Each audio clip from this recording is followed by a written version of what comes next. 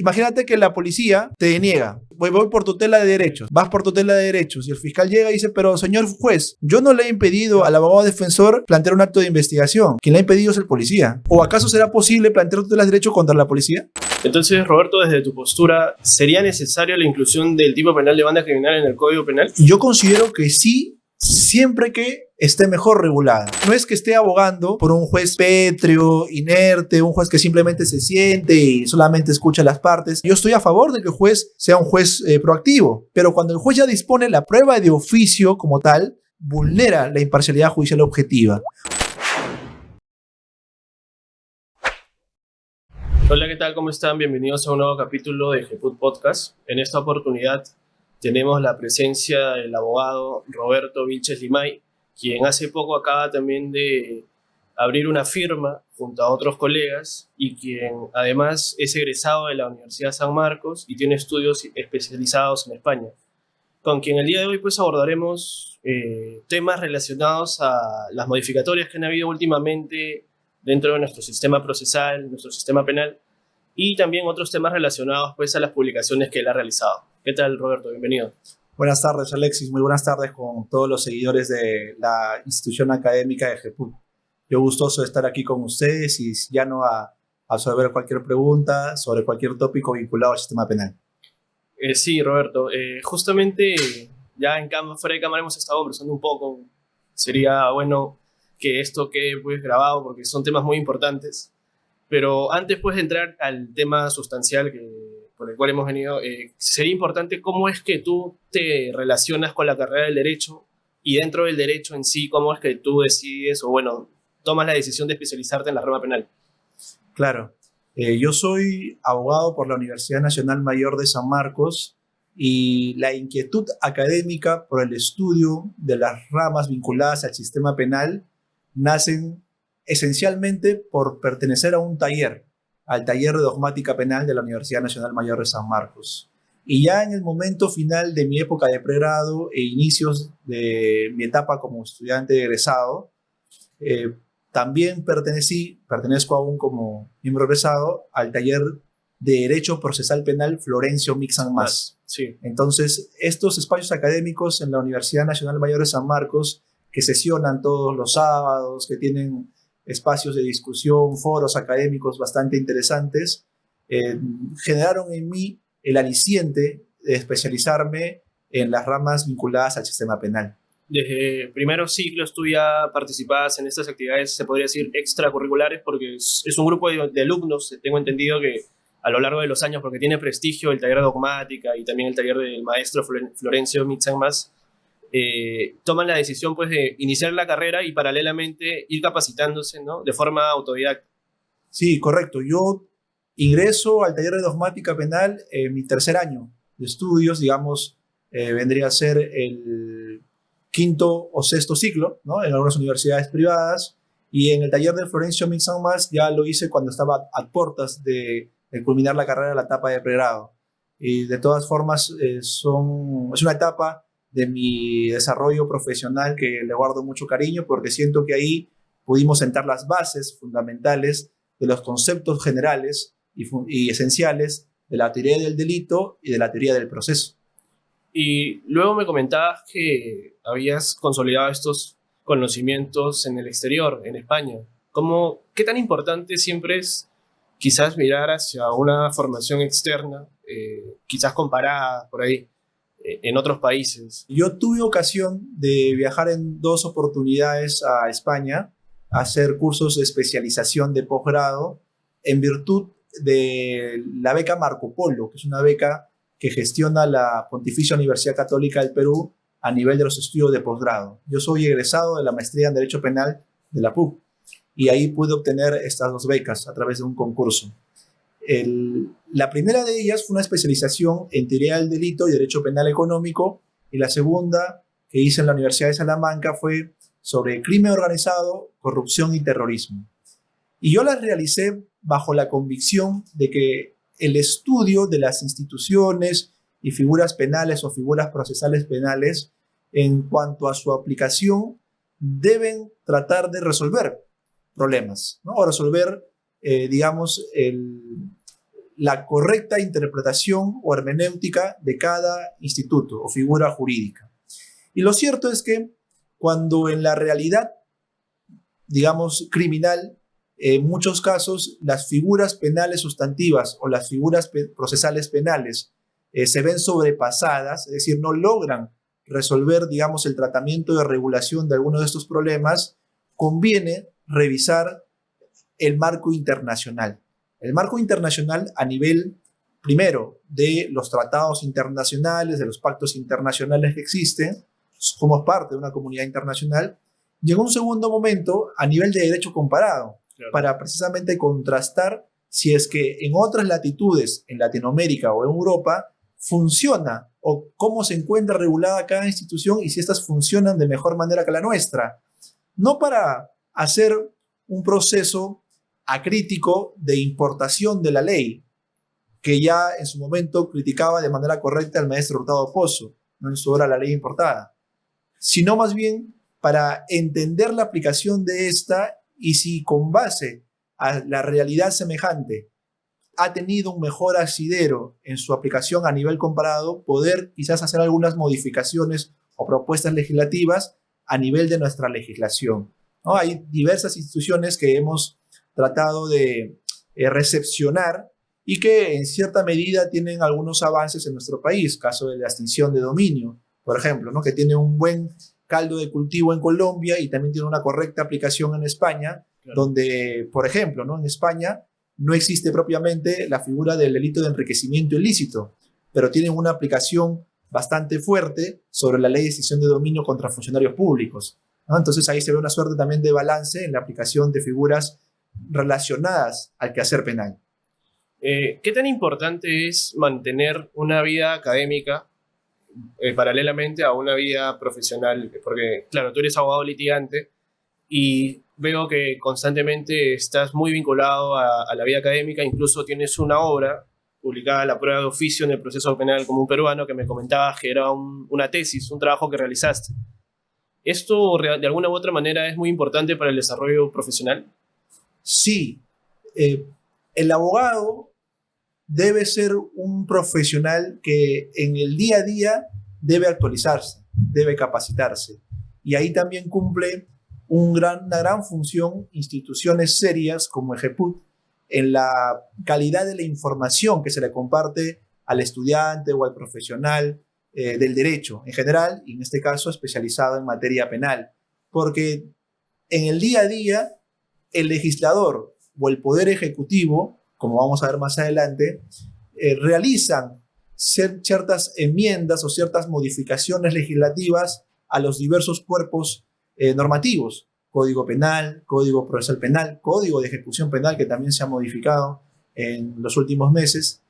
Y eso implica que cada caso que vea, ya sea un abogado particular, ya sea a nivel penal, el fiscal, el juez o el procurador, pues deban invocar la norma actualizada, la norma pertinente, para efectos de su aplicación correcta al caso en específico. Porque si uno no se encuentra en la capacitación constante a nivel académico, pues deja de ser abogado también cada día, ¿no? O sea, no puede uno quedarse con el estudio del Código de Procedimientos Penales de 1940, por ejemplo, si es un colega con ya algunos años en el ejercicio de la profesión, porque hay un nuevo código del 2004, que ya también tiene sus años, que está en vigencia a nivel nacional y que también ya ha sido objeto de modificaciones. De igual manera, el Código Penal sufre muchas modificaciones cada año. Entonces, lo que para algunos podría haber sido una circunstancia que se enmarca en el tipo base, hoy en día de repente ya está prevista como una circunstancia agravante, o incluso puede ser ya un delito penal autónomo. Entonces, por ello es necesario, es menester la constante capacitación a nivel académico, y en lo particular he tenido digamos, el espacio o la motivación de realizar una publicación, que es el libro que tienes a la mano, y te agradezco por mencionarla, que versó sobre mi tesis de pregrado, que fue la tesis sobre la prueba de oficio en el proceso penal, ¿no? Una institución probatoria que yo mantengo una postura crítica sobre la existencia de esta, atendiendo que se encuentra mal regulada, porque quizás el legislador tenía pensado la regulación de otras instituciones, como la prueba sobre prueba o prueba complementaria, y al final terminó regulando una categoría probatoria mucho más extensa, ¿no? Y que es más o menos el tenor del libro que más adelante seguramente podrás revisar y ya no recibir tus críticas, ¿no? Sí, eso, de todas formas quiero hablar sobre eso, pero ya antes de entrar a estos temas importantes, académicos obviamente, quisiera saber cómo es el día a día del abogado litigante. Claro está que muchas veces existen tipos de casos comunes, hay casos complejos y hoy en día pues también hay casos de crimen organizado. Entiendo pues que tu campo de especialización es un poco más vinculado a casos complejos, casos de delitos cometidos por organizaciones criminales, delitos económicos, corrupción de funcionarios. ¿Hay una diferencia muy marcada en cuando uno defiende este tipo de delitos? Correcto, Alexis, muchas gracias. Mira, yo tengo la suerte de estar asociado a dos abogados litigantes excelentísimos, como es el caso del doctor Latines y el doctor Sánchez, con los que trabajamos en equipo en el estudio. Y ese trabajo en equipo nos permite asumir con responsabilidad el asesoramiento y patrocinio legal de algunas personas que se encuentran investigadas por algunos delitos que, como tú señalas, son denominados complejos, ¿no?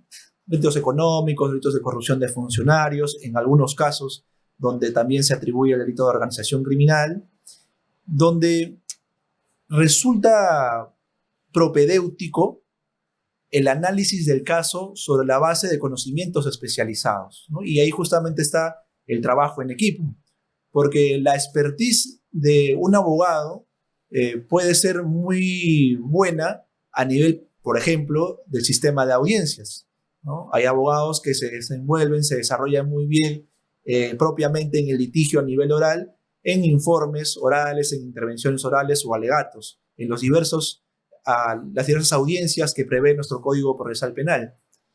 Pero quizás no es tan, digamos, íntegro en cuanto a la expertise o el conocimiento particular de las diligencias que se realizan a nivel de la Fiscalía, donde posiblemente también hayan colegas que tienen mucho manejo de cómo abordar una declaración testimonial, de cómo abordar una declaración indagatoria, de cómo desarrollar una inspección judicial, una reconstrucción judicial, el levantamiento de las comunicaciones para levantar un acta y evaluar la información que hay en un dispositivo. Entonces, el trabajo en equipo resulta importante porque es mentira de que algún abogado sea todista, ¿no? O sea, de que sea el más versado en todos los espacios del ejercicio propio de la profesión.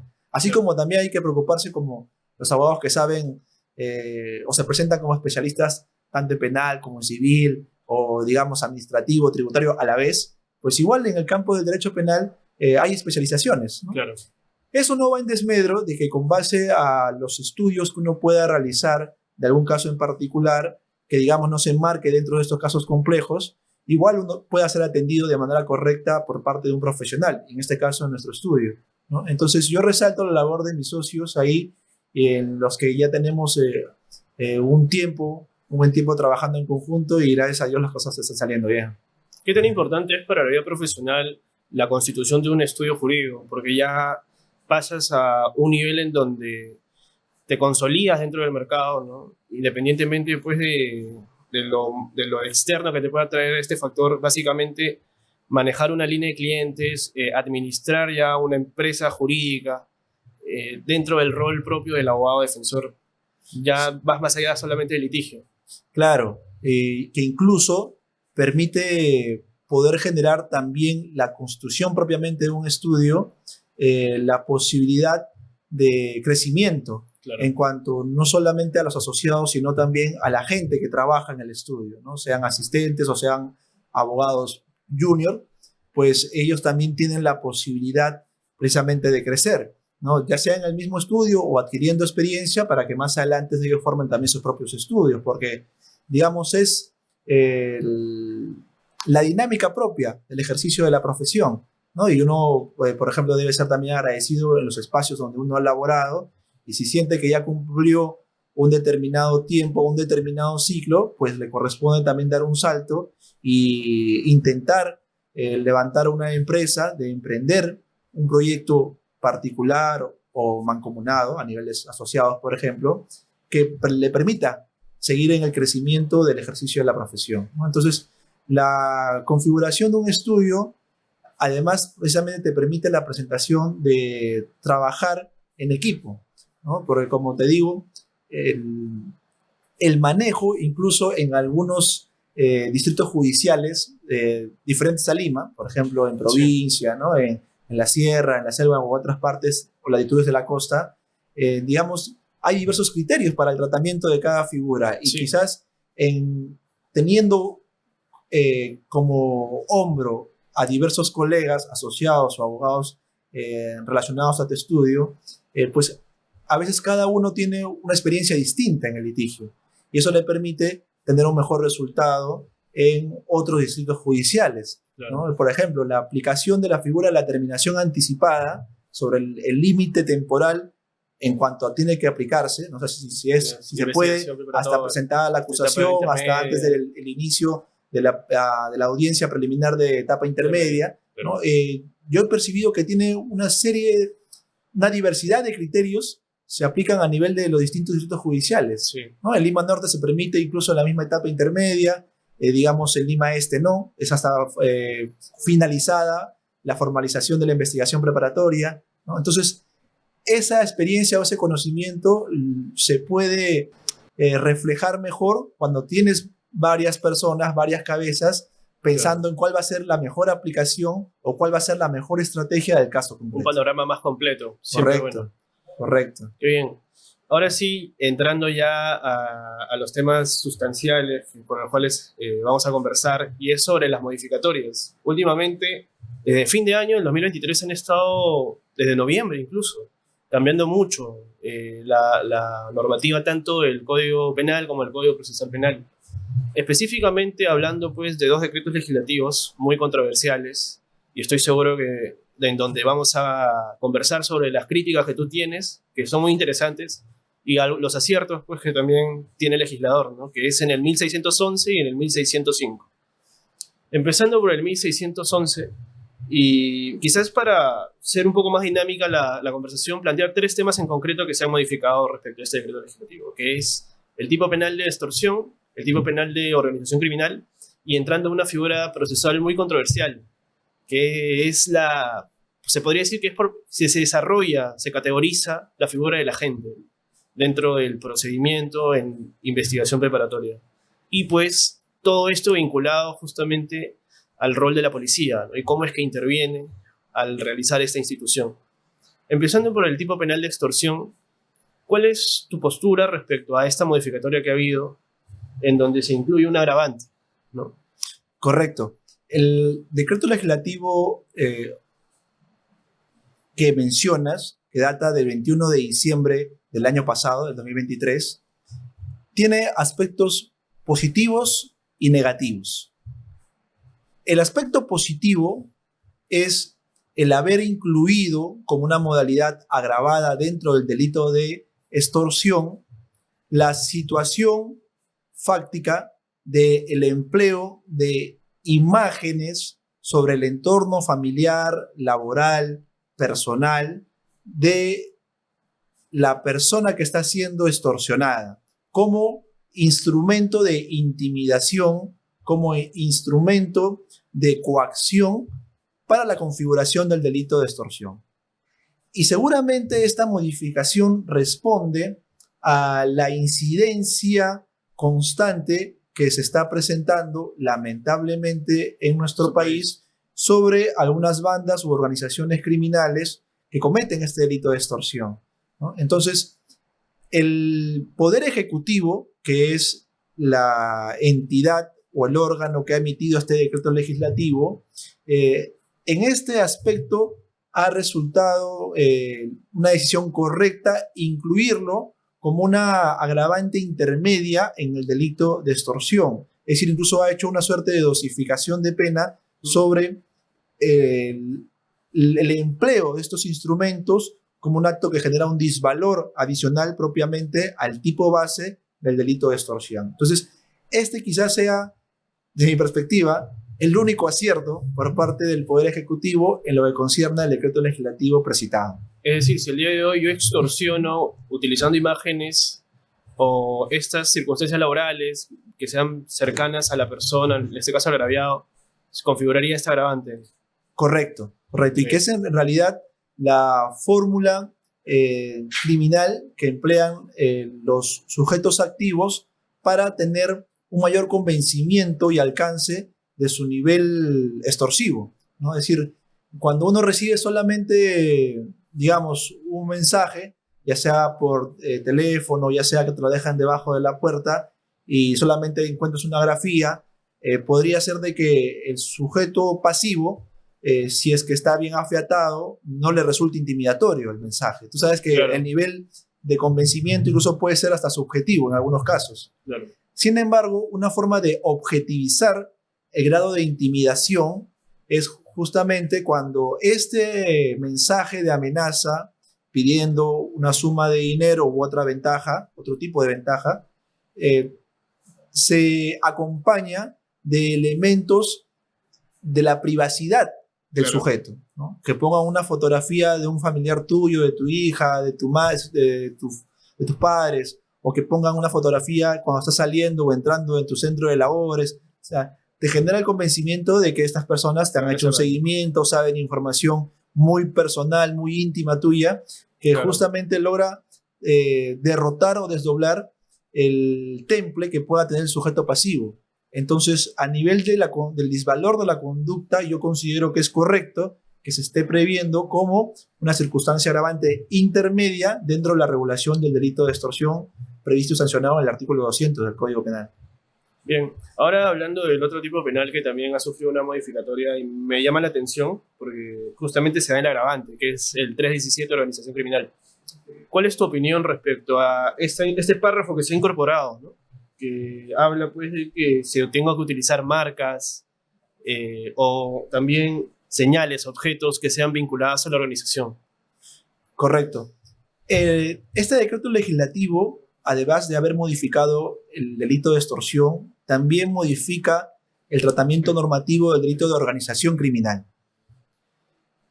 e incorpora una circunstancia agravante relacionada al uso de marcas, al uso de señales, al uso de nombres de la organización propiamente como una circunstancia agravante que incluso es combinándola con una pena idéntica a la agravante que ya preveía el artículo 317A sobre el resultado, por ejemplo, de haber generado lesiones o la muerte de una persona por parte de la organización criminal, ¿no? Es decir, está equiparando el acto de que la organización criminal, producto de su quehacer delictivo, genera la lesión grave a la integridad física o mental o la muerte de una persona. Ese mismo comportamiento a nivel de sanción es equiparable, según esta modificación, al hecho de que la organización criminal emplee señales o invoque el nombre de la misma organización para sus efectos delictivos, ¿no? Claro.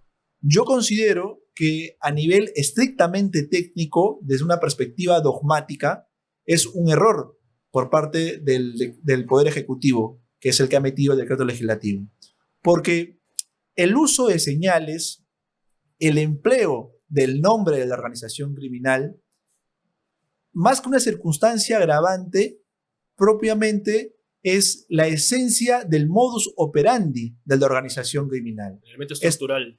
Exacto. Entonces, si uno recuerda los componentes dogmáticos de los elementos objetivos del delito de organización criminal, tienes la pluralidad de sujetos, 3 o más personas, el elemento teleológico con la finalidad de cometer delitos, tienes el criterio de la temporalidad, la permanencia en el tiempo, y tienes el componente de la estructuralidad de la organización.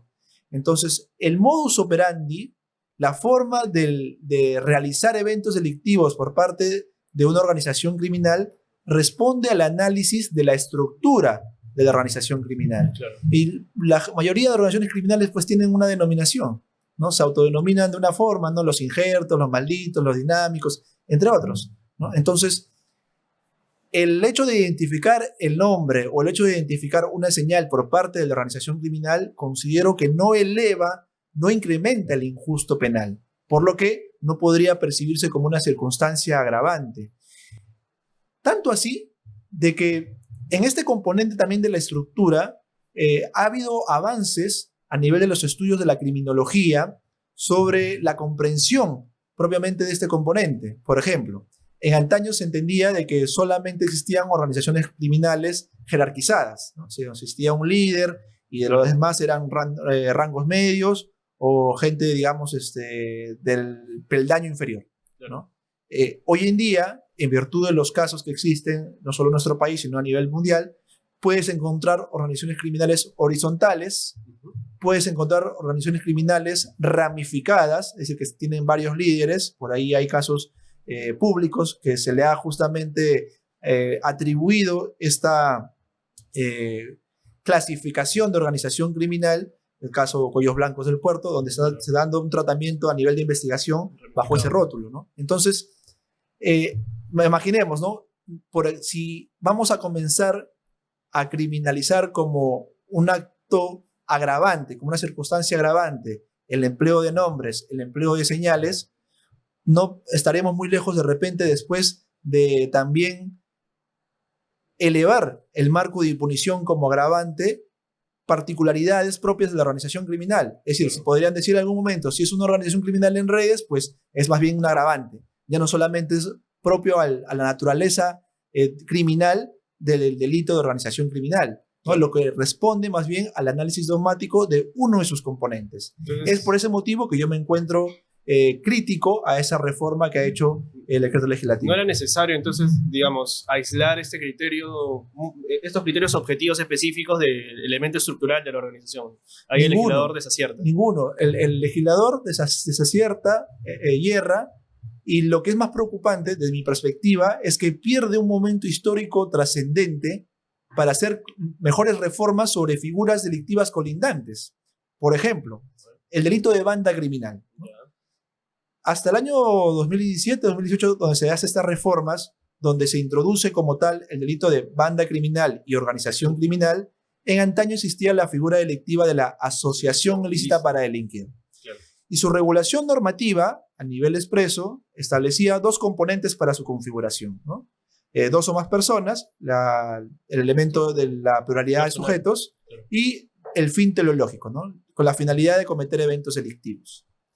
A nivel hermenéutico, a nivel interpretativo, la Corte Suprema de Justicia, en una serie de ejecutorias supremas, estableció que para la configuración del delito de asociación ilícita para delinquir, además de esos dos componentes expresos que se regulaban en el tipo penal de asociación ilícita para delinquir, se exigía un componente adicional, ya sea el de la temporalidad, es decir, que sea permanente la comisión de esta asociación ilícita para delinquir, o el componente de la estructura, que haya mínimo un andamiaje identificable propiamente en esta asociación, ¿no? Entonces, alguno de estos dos elementos se requerían necesariamente para configurar el delito de asociación ilícita para delinquir.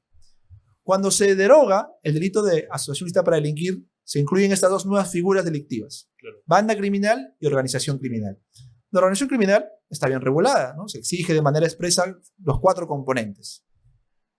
Empero, para el delito de banda criminal, se mantiene una regulación idéntica al de la asociación ilícita para delinquir, ¿no? Se dice, dos o más personas que cometan eventos delictivos, ¿no? Que se dedican a cometer eventos delictivos, ¿no? Entonces, yo considero y agrega, ¿no? Prescindiendo de alguno o algunos de los componentes del delito de organización criminal.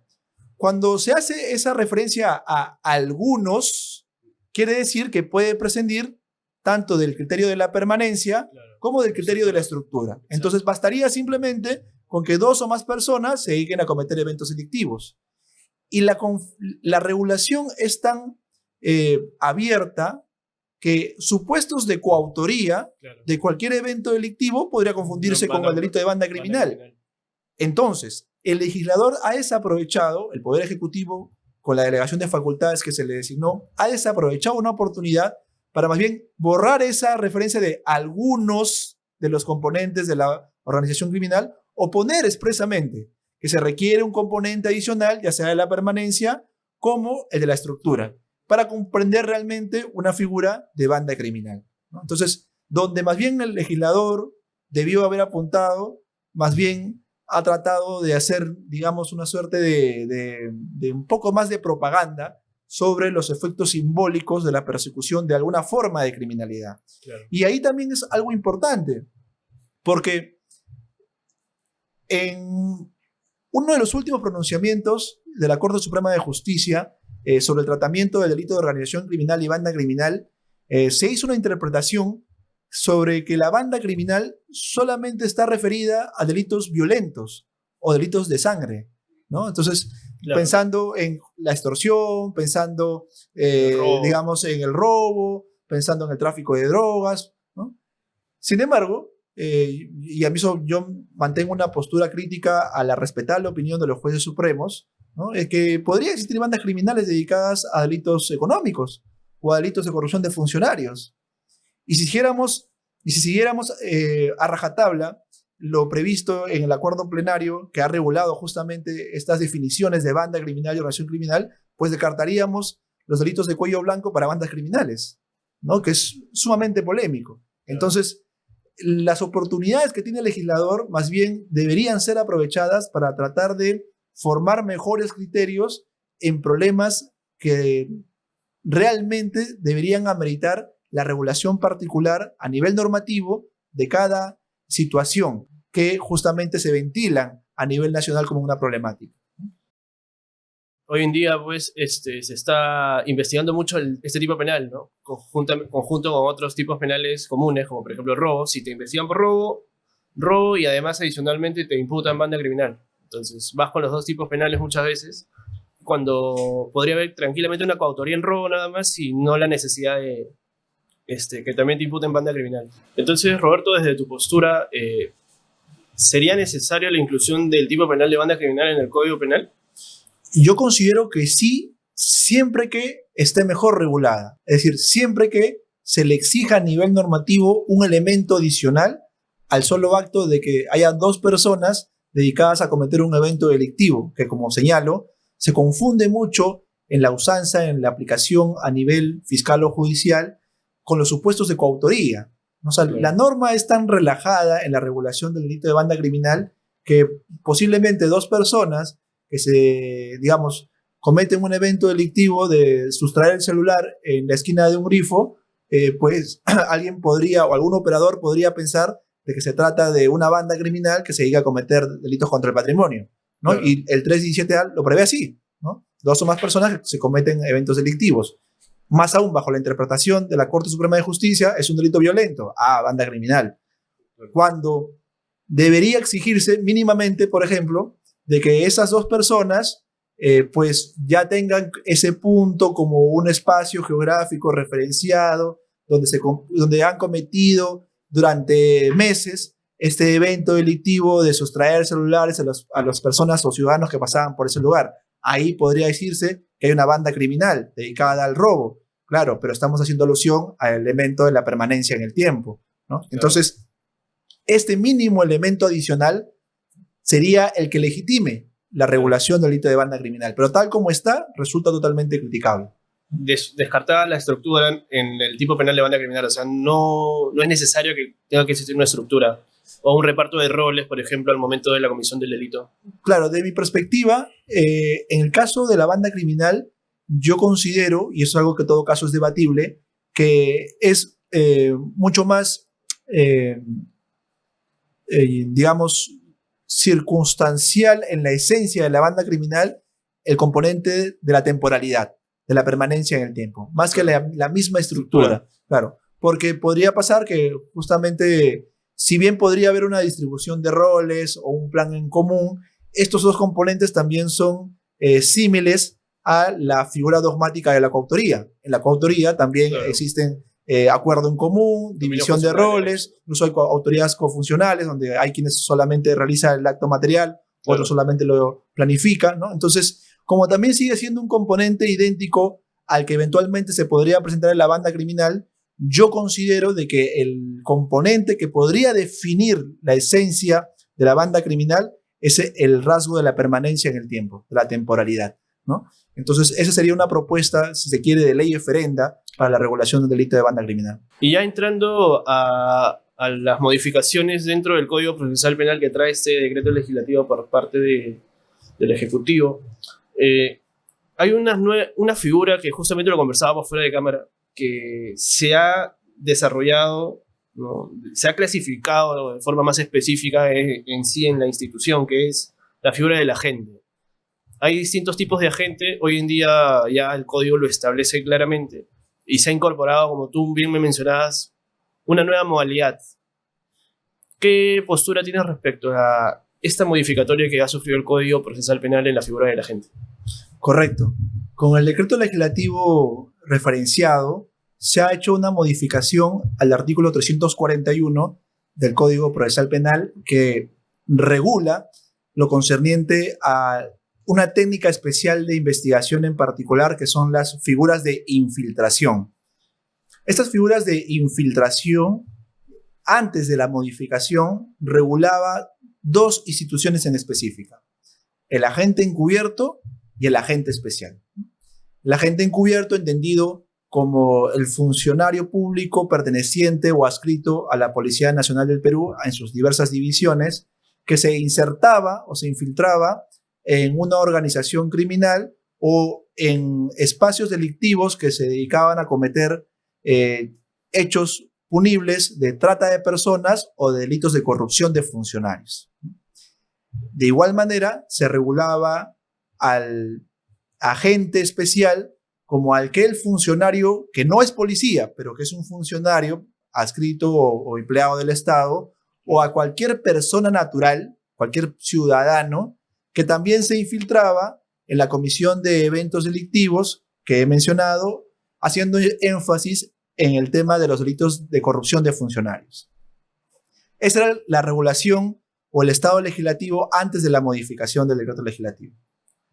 Con este decreto legislativo, con esta reforma, además de la regulación del agente encubierto y el agente especial, se incluye la figura del agente revelador.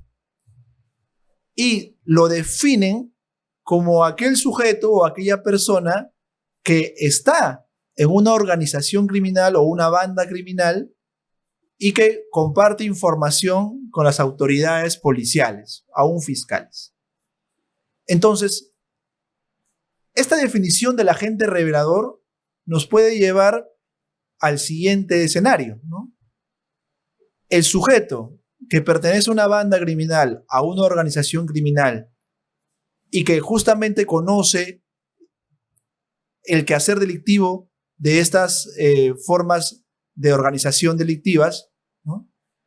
¿Es acaso un agente semejante al agente encubierto o al agente especial, que ellos son, digamos, personas que recién se incorporan para comenzar a conocer el evento delictivo, para identificar a los sujetos activos del evento delictivo, ¿no? En este caso no, en este caso ya el sujeto se encuentra dentro de la organización. ¿No será acaso que la persona que se encuentra ya dentro de una organización, en lugar de tener un tratamiento como agente, que es una figura procesal, digamos, legítima, ¿no?, su información no debería estar más bien comprendida en el proceso especial de colaboración eficaz? O sea, más que un agente revelador, en realidad es un aspirante a colaborador eficaz. Y esto es importante, ¿por qué, Alexis? Porque los agentes, más adelante hay una regla de tratamiento, en el supuesto en que el proceso penal avance y ellos compartan la información que deben realizar en virtud de una disposición fiscal autoritativa, en su momento se evalúa su posibilidad de que ellos informen el proceso penal bajo la figura de testigo. Claro. Entonces, ¿cómo un agente revelador, que es un sujeto activo del delito, porque conoce el evento delictivo, ya está dentro de la organización criminal, Claro, más adelante va a concurrir como testigo? No. Podría concurrir como un testigo impropio, o sea, claro, un sujeto, un coacusado. Claro. Un coacusado que tiene un proceso penal especial de colaboración eficaz. Entonces, desde mi perspectiva, esta figura del agente revelador no debería encuadrarse o enmarcarse sistemáticamente dentro del artículo 341 del Código Procesal Penal, sino más bien, si se quiere, podrían tratar de dar una regulación, un precepto adicional en el tratamiento de la colaboración eficaz, del proceso especial de colaboración eficaz. Entonces, ese es un error que ha cometido el Ejecutivo al momento de reformar este artículo 341. Ahora bien, no es el único error, porque en el siguiente párrafo se regula la figura del agente virtual, ¿no? Que uno podría decir, qué bien que ahora esté regulado el agente virtual. Y para ello, uno debe tratar de comprender los escenarios de la ciberdelincuencia, donde de por medio hay delitos informáticos, donde se emplean las tecnologías de la información y la comunicación. Este fenómeno de la ciberdelincuencia se encuentra regulado en un cuerpo legislativo especializado, sí, ¿no? La ley 30.096, donde se prevé una serie de tipos penales, pero además de la regulación de los tipos penales, en la segunda disposición final y complementaria de la ley que te acabo de mencionar, la ley de delitos informáticos, ya se regulaba el agente encubierto informático, ¿correcto? E incluso este agente encubierto informático podría intervenir en supuestos de delitos informáticos donde de por medio no haya una organización criminal. Primer detalle, a diferencia propiamente del agente encubierto que está previsto en el artículo 341. Entonces ya teníamos un agente encubierto informático. Entonces, ¿qué es lo que faltaba? Lo que faltaba era prever de manera expresa en esta misma ley especial la figura del agente especial informático o cibernético y no crear innecesariamente una figura del agente virtual en el artículo 341, porque ya se tenía el agente encubierto informático. Uno podría pensar ahora como un operador de justicia, fiscal, juez o abogado, cuando tengan un caso de delito informático y quieran aplicar la figura, vamos por ejemplo a poner la figura del agente encubierto informático. O sea, quieren pensar en un policía de la Divindad, que es el área especializada de la policía encargada de investigar y investigan muy bien los delitos informáticos. ¿Qué norma tendría que aplicar? ¿El agente encubierto informático previsto en su ley especial o la figura del agente virtual prevista en el artículo 341? Claro, uno podría decir, bueno, quizás la interpretación salomónica para darle sentido a esa reforma es que el legislador pensó que se estaba refiriendo al agente virtual como agente especial, o sea, el ciudadano, quizás un ciudadano estudiante de la carrera de informática que quisiéramos emplearlo porque conoce un poco más sobre la Deep Web. Bueno, este es la persona o esta es la norma que lo habilitaría. Bueno, pero es una interpretación un poco esforzada, ¿no? Cuando más bien las regulaciones deberían tener su tratamiento especializado en la misma ley que regula el fenómeno delictivo en particular, claro, ¿no? Entonces, ahí hay una crítica sobre ello. Sí. En adición a ese punto, encuentro también algo más polémico, que es respecto a la figura del informante y confidente.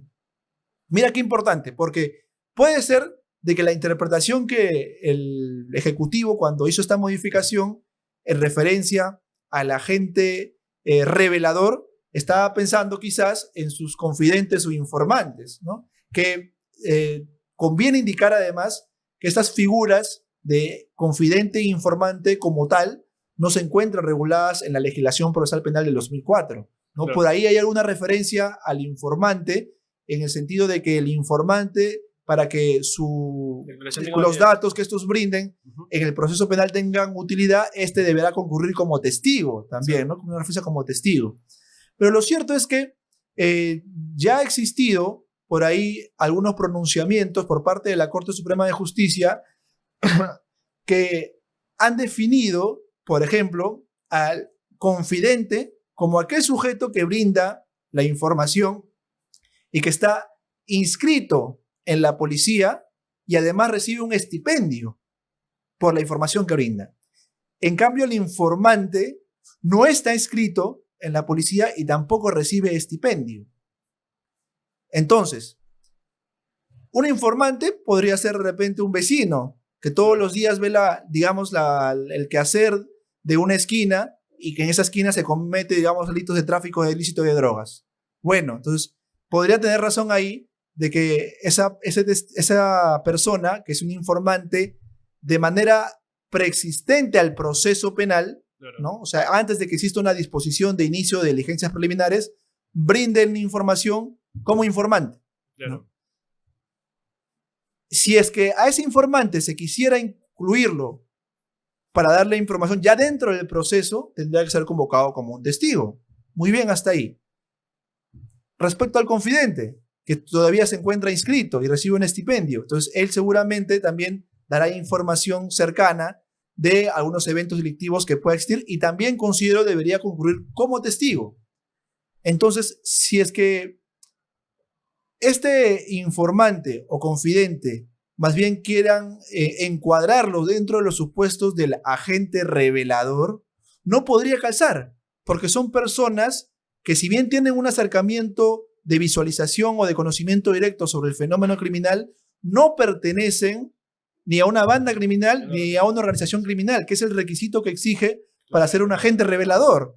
Entonces, por ningún lado se podría justificar la existencia del agente revelador como tal, ¿no? O sea, como agente. Claro. De repente esa situación procesal tendría un mejor tratamiento a nivel del proceso especial de colaboración eficaz. Una regulación, entonces, de tu perspectiva, no necesaria, y que el tratamiento para este tipo de personas que están están delinquiendo, la idea es pues que vayan al proceso especial de colaboración, no sean una especie de luego testigos, o sea, dentro del mismo proceso. Ahora pasando al decreto legislativo 1605, creo que ha sido muy polémico, muy criticado este decreto legislativo.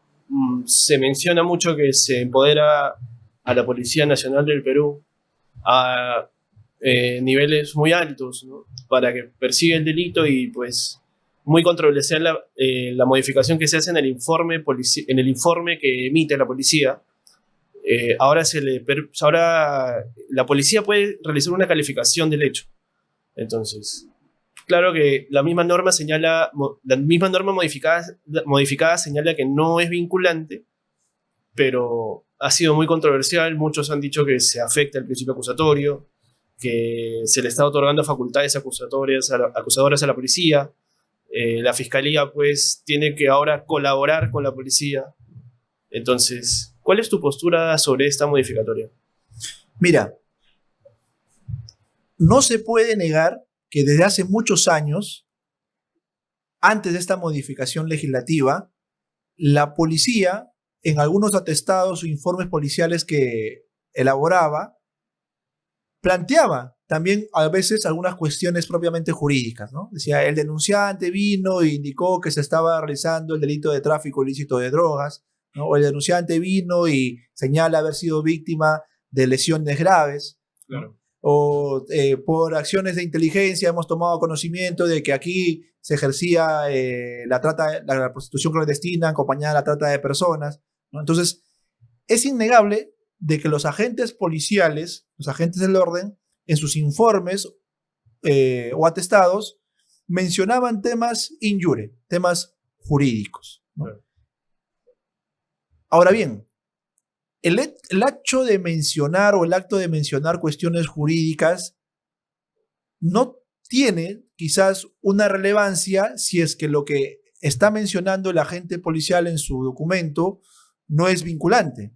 Y quizás ahí esa es la salvedad que hace la última reforma sobre las atribuciones de empoderamiento que se hacen a las agencias policiales o a las agencias de persecución del delito. Pero más allá de ese efecto simbólico de lo no vinculante a algo que yo ya venía haciendo de antemano, ¿no? Quizás es la expresión de una problemática más fuerte dentro del diálogo, la coordinación de la policía con la fiscalía. Se dice, y puede que haya sucedido muchos casos así, ¿no? De que cuando se toma la noticia de un evento criminal, ¿no? La policía supuestamente debe informar a la fiscalía de turno. Claro. Y ha habido incidentes, tanto así de que después ha asistido algunas resoluciones fiscales resoluciones de la Fiscalía de la Nación o protocolos internos de los distintos fiscales que han ordenado que los fiscales deben tener su teléfono institucional cuando están de turno, pues, cargados, conectados en todo el día para precisamente tomar conocimiento y no estar en escenarios de que el policía llamó o comunicó y nadie de la fiscalía respondió, ¿no? Claro. Porque incluso hay casos donde el policía informa del hecho y después de una semana aún recién se abre una investigación preliminar, ¿no? Entonces, pareciera que el espíritu de la reforma busca solucionar ese problema, ¿no? O sea, de que la policía no debería esperar la comunicación de la policía para hacer las pesquisas inmediatas, para ir recabando algún elemento que podría difuminarse de la escena del crimen, ¿no? Sin embargo, esa problemática de comunicación o coordinación con la fiscalía, yo considero que es algo que se soluciona a nivel administrativo, no a nivel de la regulación propia en el Código Procesal Penal. ¿Por qué? Porque después de la Constitución del 79 y principalmente con el Código Procesal Penal del 2004, el tratamiento de investigación del delito da una suerte de giro copernicano en el sentido de que el fiscal es el funcionario público que debe investigar el delito, porque eso coarta de mayores garantías al proceso penal. Con esto no estoy diciendo de que los policías o las agencias policiales no aseguren los derechos de las personas, pero lo cierto es que el policía tiene una expertise en la inspección, ¿no? El funcionario detective, el abogado, que luego es fiscal, si bien tiene un acercamiento, un expertise del manejo de la investigación, su formación es propia de respeto a los derechos humanos, ¿no? Claro. Eso evita precisamente de que haya después una serie de actos que incluso se cometen, hasta aún teniendo esa regulación garantista se cometen, pero se da en teoría de que el fiscal la fiscalía es un espacio o una institución mucho más respetuosa, ¿no? Porque tiene una formación precisamente de tutela, de tuición sobre los derechos fundamentales de las personas, agraviados como investigados. Entonces, el hecho de que se modifique el Código Procesal Penal bajo el prisma, por más salvedad de que diga de que la calificación que yo haga no es vinculante, yo considero que a nivel simbólico sí está dando una idea distinta al espíritu de la reforma del año 2004, ¿correcto? Entonces, consideraría de que este informe policial incluso no es necesario para las investigaciones, ¿no? O sea, Claro. tú dices, o alguien podría pensar ahora, ¿no? Debo esperar de que la policía termine el informe policial al fiscal para yo recién poder practicar actos de defensa, por ejemplo. Porque ¿a quién le propones ahora el acto de defensa? ¿Al policía o a la fiscalía? A la policía. Pues la policía está haciendo la investigación y tiene que acabar su informe policial, ¿no? Exacto. Pero el policía no es un lego en el Código Procesal Penal del 2004. Él podría decir, no va a hacer ni un acto de defensa. Lo practicarás después ya cuando el fiscal tome el caso nuevamente, ¿no? En cambio, el fiscal no lo puede rechazar porque se entiende que sí conoce la norma que habilita la posibilidad de actos de prueba de descargo o actos de investigación de descargo, ¿no? Imagínate que la policía te deniega. Dices, voy por tutela de derechos. Vas por tutela de derechos. Y el fiscal llega y dice, pero señor juez, yo no le he impedido al abogado defensor plantear un acto de investigación. Quien le ha impedido es el policía. Es el agente o el instructor tal. Entonces, Claro. ¿habrán supuestos o acaso será posible plantear tutelas de derecho contra la policía? No, pues no Claro, se cree. claro. Entonces, ese es un riesgo que incluso a nivel práctico se podría presentar. Por eso considero de que la respuesta de la falta de coordinación entre la fiscalía y la policía no debió haber tenido su remedio a nivel de la modificación propiamente del Código Procesal Penal. Se pudo haber regulado administrativamente mejores instrumentos de comunicación a nivel administrativo tanto de la policía como de la fiscalía para efectos de la investigación del delito. Entonces ahí yo tengo una postura al menos un poco crítica sobre también esa Es modificación. una modificación tendenciosa finalmente, ¿no? Es decir, no te lo dice expresamente, pero la policía ahora califica el hecho, es decir, los agentes policiales deben tener la capacidad ahora de saber cuándo un hecho es delito y no es delito también, qué tipo penal corresponde, cuando redacten el informe. Entonces, eso también, como lo comenté en algún momento, permite asumir otros retos dentro del sistema, que es que la policía también adquiere un nivel jurídico mucho, digamos, mayor, ¿no? Al que tiene en la actualidad, incluso llevar cursos de especialización de ser necesario para poder imputar de forma correcta, porque lo que va a hacer es imputar antes del fiscal. Y luego el fiscal, tomando este informe, validará esa imputación o quizás corregirá en algunos extremos, desarrollará de forma más exhaustiva la imputación, pero es la persona encargada en sí de desarrollarla. Y ya para cerrar esta entrevista me gustaría hablar un poco de la prueba de oficio, que es un tema que lo has desarrollado en un libro. Definitivamente una figura muy criticada a lo largo de la reforma en sí, desde que se dio en el 2004, su implementación en el 2006, y que se dice pues que mantiene un rasgo inquisitivo, ¿no? de antiguas regulaciones en donde el juez era activo dentro del proceso. ¿Cuál es tu postura respecto a esta institución procesal? Claro que el 385 regula dos figuras, ¿no? Que es la prueba de oficio y la prueba complementaria, que también incluso la Suprema se pronunció haciendo una distinción. ¿Cuál es tu postura respecto a la prueba de oficio?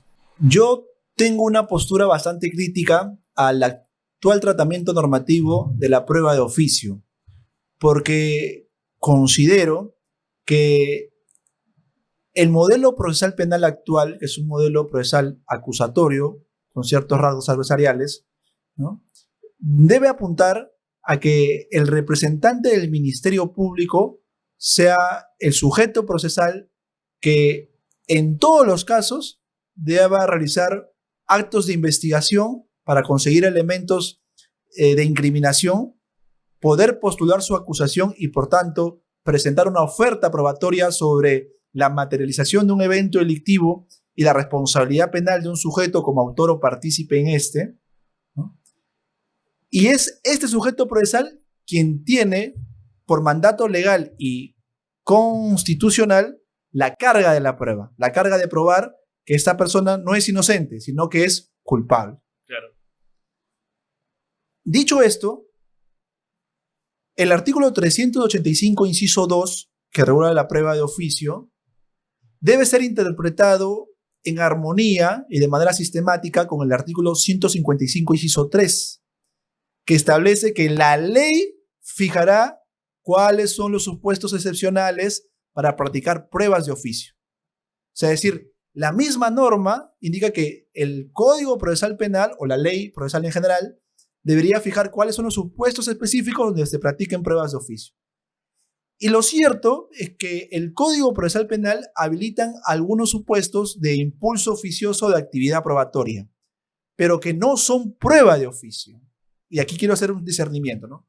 Una cosa es que el juez, por impulso oficioso, pueda realizar alguna actividad procesal, hacer preguntas aclaratorias, por ejemplo, ¿no?, pueda dirigir correctamente el debate a nivel material, ¿no?, pueda, con base a la norma, por ejemplo, disponer pruebas complementarias, digamos, ¿no?, un caso de una pericia contable donde se ordena al perito oficial que realice una pericia contable del año 2010 al 2024, pero cuando presenta su informe de dictamen pericial, presenta una pericia del año 2012 al 2024, omitiendo los años 2010-2011, ¿no? Si en virtud del debate probatorio el juez identifica ese defecto de información, a pedido de las partes, claro, o de impulso oficioso, puede disponer una prueba complementaria para corregir o para cubrir el defecto de información de esa pericia que previamente ha sido postulada y actuada por alguna de las partes procesales. De igual manera, los supuestos de prueba sobre prueba. Por ejemplo, si en virtud de la declaración de un testigo se encuentran debates relacionados a la fiabilidad de la información del testigo, sobre la credibilidad de la información del testigo. Es un testigo presentado por la fiscalía que afirma haber visto a casi una cuadra desolada, con luces apagadas, en horas de la madrugada, que Perico de los Palotes mató a Juanito Alimaña, ¿no? Y es una persona de 65 años que está con unas gafas de una medición terrible, ¿no? El juez puede disponer, por pedido de las partes o de impulso oficioso, una pericia oftalmológica para determinar la capacidad de visión del testigo, a fin de dotarle o no mayor credibilidad, mayor fiabilidad sobre la información que ha brindado un testigo que previamente ha sido postulado por alguna de las partes procesales. Prueba sobre prueba. Claro. Entonces, esos escenarios de prueba sobre prueba y prueba complementaria que puede realizar el juez, yo considero que son correctos y considero que es lo que debería estar regulado en el artículo 385, inciso 2. Sin embargo, la definición de prueba de oficio que se encuentra a nivel normativo permite no solamente estos ejemplos que te he mencionado, sino permite, verbigracia, ¿no?, que en un caso de homicidio calificado, de, digamos, una ejecución extrajudicial, ¿no?, donde se aportan por parte de la Fiscalía elementos de prueba para acreditar la preexistencia de las víctimas, para acreditar que las víctimas asesinadas estaban en el lugar de los hechos y para acreditar que las víctimas después desaparecieron, ¿no? No se presenta ningún medio probatorio en específico para acreditar el verbo rector del delito de homicidio. ¿Cuál es el verbo rector del delito de homicidio? El que mata a otro. ¿Uno cómo acredita, con base a los conocimientos de probática, el verbo rector del homicidio, aún del homicidio calificado? Bueno, con un acta de defunción, con un acta de levantamiento de cadáver. Yo tengo que acreditar el verbo rector del tipo penal, el que mata a otro. Claro, hay medios de prueba, indicios colindantes de presencialidad, la persona estuvo el día de los hechos, la persona sí preexistía y la persona desapareció. Pero no estamos evaluando el delito de desaparición forzada. Estamos evaluando el delito de ejecución, de homicidio calificado por la forma o la morfología de ejecución extrajudicial. Y el juez, sin que ninguna de las partes procesales le mencione, por ejemplo, ordena que se oficie y se recaben a nivel de toda la provincia o distritos de Ayacucho, si algún municipio, morgue o hospital tiene algún documento sobre la defunción de estas personas. Ese acto del juez de impulso oficioso sobre buscar información que va a acreditar el verbo rector del tipo penal es una prueba de oficio en sentido estricto. Es la esencia de la prueba de oficio. La prueba sobre prueba y la prueba complementaria es contingente, puede ser por impulso oficioso o por impulso de las partes procesales. Sin embargo, por definición, la prueba de oficio nunca es pedida por las partes, ya deja de ser de oficio, ¿no? Es siempre por discreción del juez. Exacto. Y si el juez busca conocer algo, ya no está siendo un juez imparcial a nivel objetivo, porque la función de investigar es del fiscal. Yo busco conocer algo. ¿Qué busco conocer? Lo que ignoro. Es una actividad indagatoria. En consecuencia, desde mi perspectiva, ese acto de prueba de oficio del juez, que no recae sobre medios de prueba previamente postulados por las partes procesales, como sucede en la prueba complementaria, en la prueba sobre prueba, sino que recae sobre lo que es objeto de imputación penal, sobre los elementos del tipo penal, es una actividad probatoria que, de mi perspectiva, colisiona el debido proceso en su dimensión de imparcialidad judicial objetiva del juez y vulnera además el principio estructural del principio acusatorio a nivel del proceso penal, porque esa es función de la Fiscalía. Y acá quiero cerrar. Con mi postura, no es que esté abogando por un juez pétreo, inerte, un juez que simplemente se siente y solamente escucha las partes, mismo modelo anglosajón. No, de ninguna manera. Yo estoy a favor de que el juez sea un juez proactivo, un juez que pueda postular pruebas sobre pruebas, pruebas complementarias, que pueda hacer preguntas aclaratorias, que tenga poder disciplinario sobre las partes. Eso está muy bien. Pero cuando el juez ya dispone la prueba de oficio como tal, vulnera la imparcialidad judicial objetiva. ¿Por qué la imparcialidad judicial objetiva? Y aquí yo, con mucho respeto, me permito disentir de la postura de los seguidores de la escuela de Girona, en particular del maestro Jordi Nieva Fenol, ¿no? Porque cuando el profesor Jordi Nieva Fenol busca justificar la prueba de oficio, Sí. señala la siguiente metáfora, ¿no? Él dice, ¿no? Si yo tengo una moneda aquí y saco la moneda, lanzo la moneda al aire, yo no sé si va a caer cara o sello, ¿no? Recojo la moneda, veo cara, favoreció a la fiscalía. En otros casos lanzo la moneda, recibo, coloco, sello, favorece a la defensa.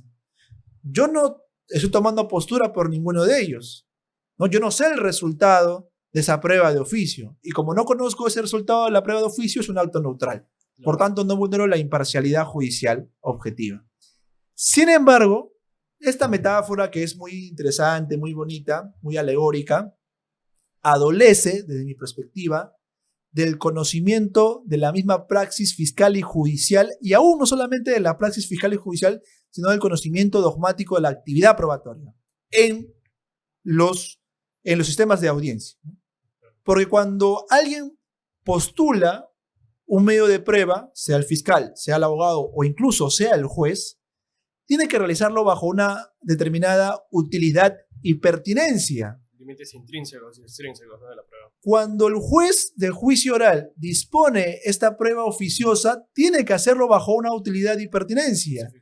Y si menciona una utilidad y pertinencia, por más buenos deseos que él tenga, por más altos propósitos de mantenerse incólume y simplemente buscar la averiguación de la verdad, va a tener que hacer referencia a alguna de las tesis de las partes. Claro. Entonces, puede que él no desee favorecer a nadie en su aspecto subjetivo. Por eso menciono de que no vulnera la imparcialidad judicial subjetiva, sino vulnera la imparcialidad judicial objetiva porque él mínimamente tiene un conocimiento de previsibilidad sobre el resultado que espera sobre la base de la utilidad y pertinencia invocada para la prueba de oficio.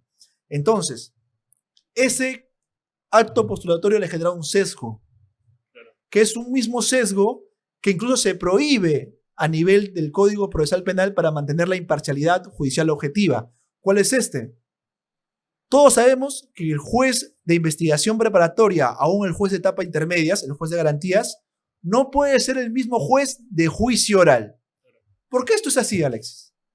Porque se entiende que el juez de investigación preparatorias, aún el juez de etapa intermedia, juez de garantías, al haber tenido un conocimiento previo del tema de discusión, de lo que está siendo objeto del proceso, él podría llegar con conocimientos previos y de repente inclinado a una de las posturas en el juicio oral, ¿no? Entonces, por eso que se prohíbe y se señala que los jueces son distintos.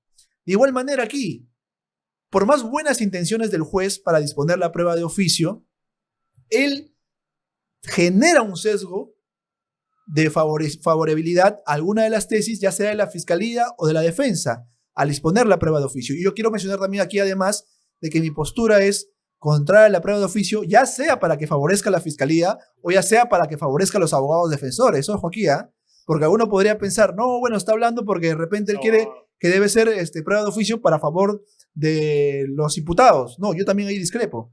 ¿Por qué? Porque incluso no habría una necesidad. Porque, digamos, el 385, inciso 2 del Código Procesal Penal establece que la prueba de oficio se dispone al finalizar el debate probatorio. O sea, al finalizar todas las actividades de prueba de parte, de la fiscalía como de los abogados defensores. Entonces, si ya acabó el debate probatorio y si el juez se encuentra en un estado cognoscitivo de inquietud, de duda, y que por eso está pensando, reflexionando si proponer una prueba de oficio, un momentito. ¿Qué es lo que corresponde si el juez tiene inquietud o duda sobre algún tema vinculado al proceso? Aplicar el indubio pro reo, reivindicar el derecho a la presunción de inocencia. Y eso no lo hace más ni menos juez, sino simplemente aplicar y respetar los derechos fundamentales de las personas. No habría, por tanto, necesidad de practicar pruebas de oficio para favorecer a los imputados. ¿Correcto? Entonces, esa es, digamos, una síntesis, además de algunas consideraciones que realizo ahí también de derecho comparado sobre mi postura sobre la prueba de oficio. Ahora, he visto en alguna oportunidad que dentro del plenario digamos, nacen nombres que no fueron previstos en un primer momento, pero que pueden esclarecer el hecho. No han declarado previamente, pero su intervención puede ser trascendental dentro de del juicio. Ya se acabó la actividad probatoria, entonces es posible traer a estas personas que pueden apoyar de alguna forma. Tu postura claramente es no, pero quizás dice el código las partes que también pueden actuar prueba complementaria, ¿no? Si es que beneficia, claro, mi tesis o la teoría que estoy manejando durante el juicio, es conveniente plantearlo, aunque creo que no muchos jueces aceptan esta prueba complementaria, es el problema que se ve en el sistema. Pero ¿qué tan conveniente es esto dentro del litigio? Claro, mira, se entiende que por regla los testigos son convocados en un primer momento en la investigación, Claro. En la investigación preparatoria, y ahí dan una información. Exacto. Testigos de cargo como de descargo. Con la presentación de la acusación, el fiscal hace un filtro sobre los testigos que él desea convocar a juicio oral, porque se entiende que brindan información incriminatoria. Y sabe lo que ya han dicho. Van a juicio oral a informarle lo mismo que le dijeron al fiscal al juez. ¿Correcto? Por ahí podría darse datos más, datos menos, pero en esencia se limitan un poco a lo que han declarado a nivel de la investigación. Igual respecto a los testigos presentados por las defensas.